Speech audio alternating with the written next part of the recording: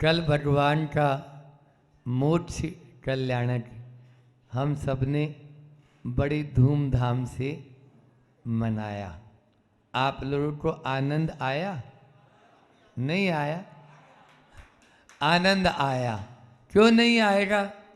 क्योंकि एक आत्मा जो अनादिकाल से संसार में परिभ्रमण कर रही थी, उसको मुक्ति की प्राप्ति हो गई। ऐसा आनंद सबके जीवन में आए, यह भावना रहती है। लौकिक जीवन में भी बाल गंगाधर तिलक जी हुए, उन्होंने एक नारा दिया। क्या नारा दिया? स्वतंत्रता मेरा जन्म सिद्ध अधिकार है। स्वतंत्र हो गई वह आत्मा, आजाद हो गई वह सिद्ध आत्मा बन गई। वह तब बनती है जब ऐसी भावना हम प्रतिदिन भाएं। ये बाहर की स्वतंत्रता ही मात्र स्वतंत्रता नहीं है, भीतर की स्वतंत्रता भी स्वतंत्रता है। आजाद होने के लिए, स्वतंत्र होने के लिए हमें अपने स्वभाव की ओर दृष्टि करना है।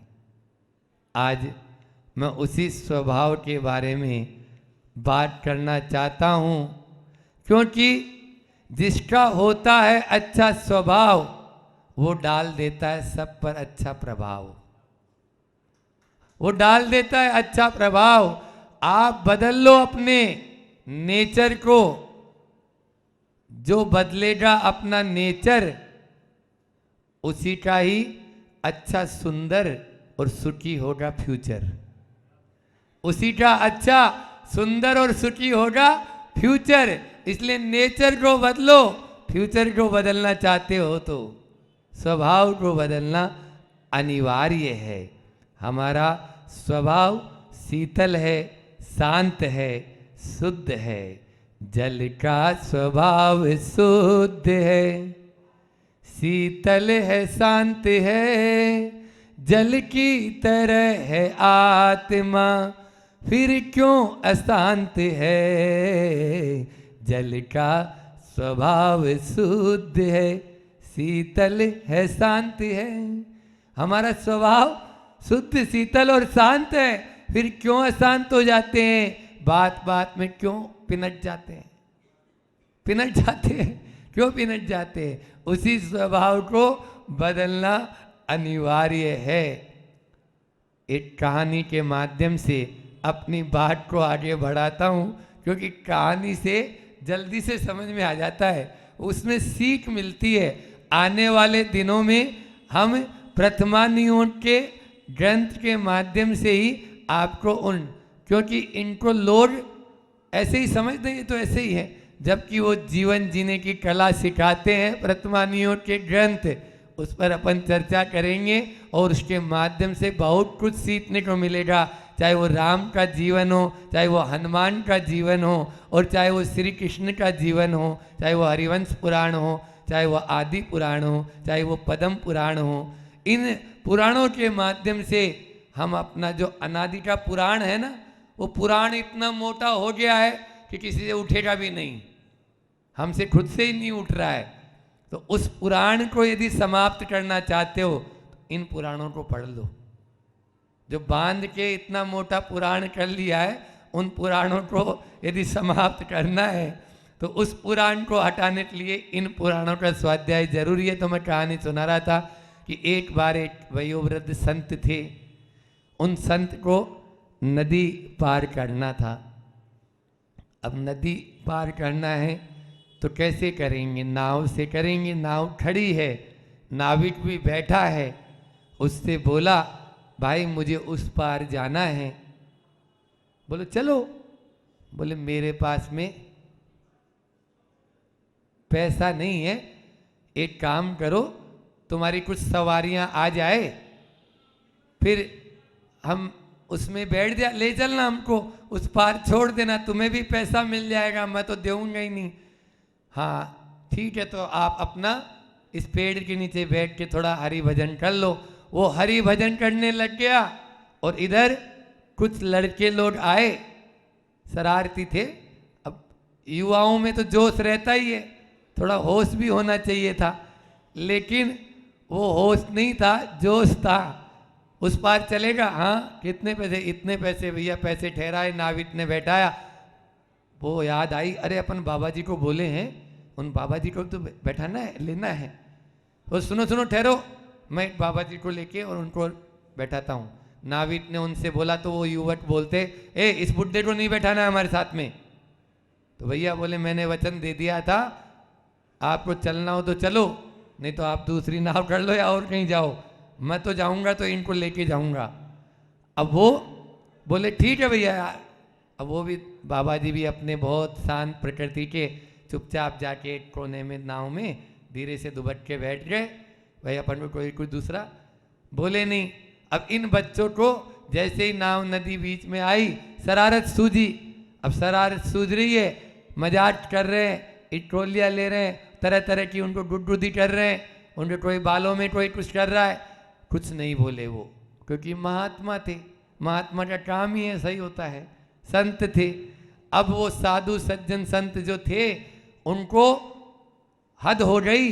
कुछ लड़कों ने पकड़ा और उल्टा पांव करके और नदी में डुबाए और फिर निकाले, नदी में डुबाए और फिर निकाले, तो भी संत ने कुछ नहीं बोला। आप क्या कर सकते थे? वो नाविक भी बहुत अपने आप में शर्मिंदगी महसूस कर रहा है, उनको समझा रहा है, भैया ये साधु है, ये कुछ बोल नहीं रहे हैं तो इसका मतलब ऐसा थोड़ी है कि आप कुछ भी इनके साथ में करो।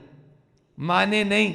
इतने में ही जल देवता प्रकट हो गए। होना ही था वो तो। जब जब धर्म पे अधर्म जो है हावी होता है तो कोई न कोई आता ही है। आ गए। अब वो तुरंत, सारे बच्चे डर गए, ये क्या हुआ, अब क्या करें। अब वो दुबक के अपने, वो बाबा जी तो बैठे हैं अपने, वही हरि का नाम जप रहे हैं और बोलते, क्यों क्या कर रहे थे तुम लोग? बोले कुछ नहीं, ऐसे ऐसे उनसे माफी मांगने लगे। बोले बताओ बाबा जी, पलट दूं इनको? सबको एक ही साथ में नीचे जाएंगे पानी में, जितने हैं वो सब के सब नीचे पानी में, अभी 1 मिनट में पलट देता हूं इनको, यहीं पर जैसे आपको पलट रहे थे। महात्मा जी अपनी गर्दन उठा के देखते हैं और उस देव से बोलते हैं, भाई इनको इस पानी में डुबोने या पलटने से क्या होगा?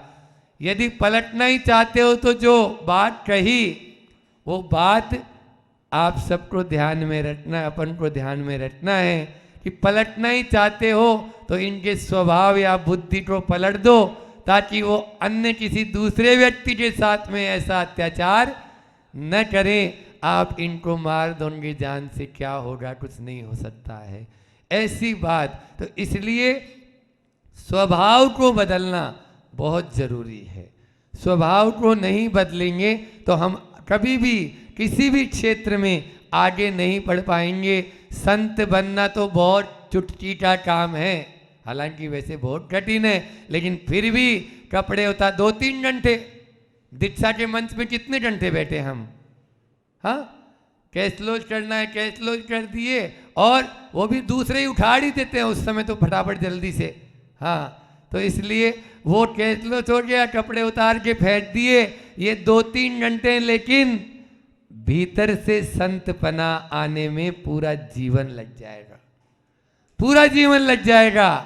केवल मात्र कपड़े बदलने या कपड़े पलटने या इस उतार के फेंकने का नाम संत बनना नहीं है, भीतर से परिवर्तन का नाम संत है। आचार्य श्री जी ने हाइकु दिया, सर्प ने छोड़ी कांच ली। पहले भी बताया था, अच्छी बात को तो रोज रोज बोले तो अच्छा है। सर्प ने छोड़ी कांच ली, विष भी छोड़े तब जानो। विष भी तो छोड़ो, हाँ विष भी तो छोड़ो। विष नहीं छोड़ेंगे, अकेले बाहर से कपड़े उतारने मात्र से कुछ भी नहीं होगा। भीतर से परिवर्तन आना चाहिए, लेकिन हम भीतर से परिवर्तन ला नहीं पाते हैं। देखो, कपड़े उतार कर या अलग करना आसान नहीं है, और उसके लिए घर वाले भी तैयार नहीं होते हैं। घर वाले भी तैयार नहीं होंगे ना, वो रोएंगे, गाएंगे, ये करेंगे, वो करेंगे। लेकिन स्वभाव में परिवर्तन लाना तो है, सरल है, और उसके लिए तो हर आदमी तैयार हो जाएगा। हर व्यक्ति, पत्नी भी यदि मान लीजिए है तो वो पति के स्वभाव को परिवर्तन हो जाए। भगवान इनका रोज यही प्रार्थना करते हैं, पति पत्नी के लिए, है ना, एक दूसरे भाई भाई के लिए, बहन के लिए, इस प्रकार से हर व्यक्ति प्रसन्न हो जाएगा। यदि स्वभाव में परिवर्तन ले आएंगे तो सब प्रसन्न ही रहेंगे। इसलिए अपने स्वभाव में परिवर्तन लाएं ताकि हम जिंदगी को बहुत अच्छे से जी सकें। जिंदगी ऐसी जियो, जिंदगी ऐसी जियो जहां रहो सब तुम्हें प्यार करें। जिंदगी ऐसी जियो जहां रहो सब तुम्हें प्यार करे, और जिंदगी ऐसी जियो, जिंदगी ऐसी जियो जहां से जाएं सब तुम्हें याद करें। जहां से जाएं सब तुम्हें याद करें। और एक कदम आगे और बढ़ा देता हूं कि जिंदगी ऐसी जियो, जिंदगी ऐसी जियो जहां जाना चाहते हो सब आपका इंतजार करें। जहां जाना चाहते हैं वहां सब आपका इंतजार करें कि ऐसे साधु, ऐसे सज्जन, ऐसे संत पुरुष कब आएंगे हमारे यहाँ, कब उनके चरण पड़ेंगे, कब हमें उनका सानिध्य मिलेगा। ऐसी जिंदगी अपन को जीना है ताकि हर व्यक्ति सिर पर बैठाने के लिए लालायित रहे। ऐसा काम नहीं कि दूसरों के सिर पे बैठना चाहिए। हाँ, सिर पर बैठने का नहीं, काम ऐसा करो सिर पर बैठाना चाहे। इसलिए हर व्यक्ति, आप लोग देखते होंगे, 2 बार घड़ी देखता है। 2 बार घर परिवार में, जैसे पत्नी है या और भी बेटा बेटी हैं, तो 2 बार घड़ी कैसे देखते हैं? कई बार देखते हैं महाराज हम तो नहीं। यहाँ हमारे अनुसार देखो आप घड़ी को कैसे देखते कि कोई व्यक्ति है, वो घर के बाहर गया हुआ है, उसका स्वभाव बहुत अच्छा है और वो लौटा नहीं है, तो घड़ी देखते हैं ना, अरे बहुत देर हो गई, वो आए नहीं अभी तक। देख तो मुन्ना क्या हुआ, 8 बज चुकी है, ऑफिस तो 6 बजे ही छूट जाता है, दुकान तो 7 बजे ही बंद हो जाती है, अभी तक क्यों नहीं आए? एक तो ये है। और एक घड़ी देखते हैं सुबह, क्यों 9:30 बज गए, जाना नहीं है क्या? मतलब ये चले जाएं तो घर में शांति हो जाए। समझ में आ रही है? एक घड़ी कब देखी? सुबह। और एक घड़ी तब कब देखी? शाम को, जब वो आए नहीं। तो इसलिए अपने स्वभाव को अच्छा रखना होगा। तो इस लोक में रहो तो भी आपको कोई भय नहीं, और परलोक में जाएंगे तो भी आपको भय नहीं। दिन में भी आप चलेंगे कोई आपको चिंता नहीं, रात में चलेंगे तो भी आपको चिंता नहीं। कल की कोई बात नहीं, आज रहो तो कोई बात नहीं। ये स्वभाव के कारण ही हो सकता है। घर में रहो चाहे बाहर रहो, हर व्यक्ति आपके उस स्वभाव का कायल हो जाएगा, और नहीं तो आपके स्वभाव के कारण घायल हो जाएगा। आपके स्वभाव के कारण घायल हो जाएगा, क्या करेगा वो? हाँ, तो वो स्वभाव को बदलना अनिवार्य है, अनिवार्य है। ठीक है, हम विभाव में जीने के आदी हो चुके हैं, लेकिन कब तक, कब तक? इसलिए जो चूल पे पानी चढ़ा रखा है ना, मैंने अभी बोला था कि जल का स्वभाव शुद्ध, शीतल और शांत है, लेकिन नीचे चूल्हा जला देते हैं, या चूल पर या चूल्हे पर या गैस चूल्हा पे आप लोग इंडक्शन आदि पे चढ़ा देते हो पानी को, तो वो गर्म हो जाता है। तो क्या करें? उसको हटा दो। उसको जिस निमित्त से हो रहा है ना, वो बार बार गर्म हो रहा है, तो उसको हटा दो, किनारे रख दो। थोड़ी देर बाद में अपना आप ही, क्योंकि उसको तो शांत होना ही है ना, शांत होना ही है। इसलिए जैसे ही आप उससे हटा दिए हैं तो वो बिल्कुल वापस अपने स्वभाव में आ जाएगा। इसलिए हमें स्वभाव की बात कर रहे हैं। और दूसरी बात एक और बोल दें कि लोग क्या करते हैं? चेहरा देखते हैं, चारित्र नहीं। चेहरा देखते हैं, चारित्र नहीं। चारित्र को देखो, चेहरे को मत देखो। चेहरा आपको केवल मात्र इस संसार में ही घुमाता रहेगा, रूप के ऊपर रहेंगे तो। लेकिन यदि अपनी उस आत्मा को परमात्मा से मिलाना चाहते हो तो अपने चारित्र को सुधार दो, अपने चारित्र को सुधार दो। और वो तभी होगा जब स्वभाव को अपन बदल लेंगे, स्वभाव को बदल। जिन जिन ने यहाँ बैठे हैं ऊपर या आप लोगों में भी प्रतिमाधारी वो बन गया, कब बना? जब उसने अपने चारित्र में आगे कदम बढ़ा दिया। लेकिन बात याद रख लेना कि बाहर बाहर से हमें नहीं, हमें भीतर से भी अपने आप को शांत करना है। दो व्यक्ति खड़े हैं, एक तरफ मान लीजिए साधु है लेकिन बात बात पे उफनने वाला है, कसाय उसकी हमेशा तैयारी रहती है, गुस्सेल स्वभाव का है। और एक तरफ वस्त्रधारी है लेकिन स्वभाव उसका शांत है, प्रकृति उसकी शांत है। कोई कुछ भी बोल देता है तो जल्दी से उसकी प्रतिक्रिया नहीं करता है, ऐसा उसका स्वभाव है। तो बोलो किसको पसंद करोगे आप लोग, किसको पसंद करेंगे? सीधी सीधी बात है, गुस्सेल को कौन पसंद करेगा? कोई भी पसंद नहीं कर पाएगा। महाराज श्री जी ने बहुत सारे प्रवचन किए हैं, इनके माध्यम से हम अपने स्वभाव को परिवर्तन करने का पुरुषार्थ करेंगे तो निश्चित रूप से उसको प्राप्त कर पाएंगे। आने वाले दिनों में उसी स्वभाव को परिवर्तन करने के लिए अपन प्रथमानुयोग के माध्यम से अपनी बात को आगे रखेंगे। लेकिन कल हम इसी अपनी बात आज अधूरी छोड़ रहे हैं, 4 बिंदुओं पर और चर्चा करनी थी लेकिन समय भी अपना पूरा हो चला है। वो 4 बिंदु आज दे देते हैं जिन पर अपन कल बात करेंगे कि स्वभाव को हम कैसे परिवर्तन कर सकते हैं, क्योंकि समय अपने पास में उतना ही है। दूसरों की कमियां निकालना बंद करो, दूसरों की कमियां निकालना बंद करो, ये तब अपन स्वभाव को परिवर्तन कर पाएंगे। मजाक उड़ाने की आदत को बंद करो, मजाक उड़ाने की आदत को बंद करो। टोटा टोटी की जो अपनी आदत पड़ चुकी है उसको बंद करो, टोटा टोटी की आदत को बंद करो।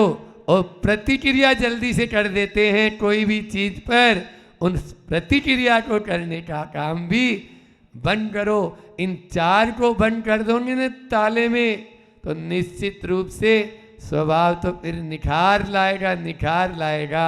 इसलिए स्वभाव में हमें निखार लाना है, उसको यदि अच्छा बनाना है तो तभी होगा जब मूक माटी में आचार्य श्री जी ने कहा है कि राख कब बनती है? खरा बनना है तो राख बनना जरूरी है। तो उस अपने विभाव को हम जला देंगे ना तो राख बन जाएगी, और जैसे ही राख बनेगी ना तो खरा हो जाएगा, क्योंकि राख है खरा, उल्टा भी उसका वही है। तो अपन को खरा बनना है और बिल्कुल निखार लाना है, तब जाकर अपने इस जीवन को भी अच्छे से जी पाएंगे और आने वाले समय को भी अच्छे से जी पाएंगे। अपने सबका स्वभाव सरल हो, शुद्ध हो, शांत हो, इन्हीं परिणामों के माध्यम से अपनी वाणी को विराम देता हूँ। बोलिए अहिंसा परमो धर्म की। आचार्य गुरुवर विद्यासागर जी महामुनि राज की।